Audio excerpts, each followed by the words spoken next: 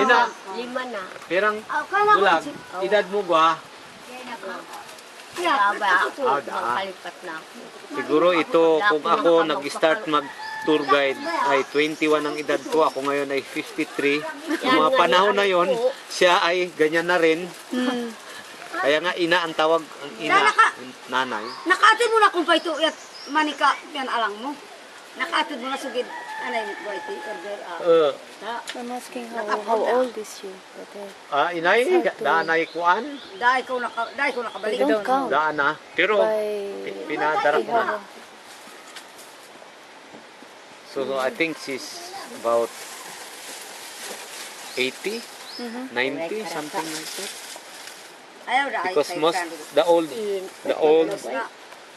olds are they are not aware or they don't know how old they are. So Buti, yung mga nagpipicture-picture, yung mga pumupunta rin dito, tapos... pinapadalahan din ni kunyari pagpan. Minsan ina-address sa akin, binibigay ko rin sa kanila.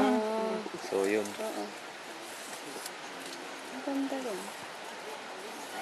Pag may nagsesensus din sa kanila, kuya, kasi... Meron. Ito siya barangay health worker ito. Ito yung si kumari ate. ko, oo. They are being Kumpay, nagpalit si kami na inda. Kanya si Eve. Dati. Pero ngayon hindi na daw siya. Kita mo, hindi rin siya marunong magsalita ng Tagalog, hindi rin siya marunong magsalita ng aming lingwahe na Batak talaga siya. Hindi siya marunong magtagalog, hindi siya marunong magtuyunin. Batak, pure batak.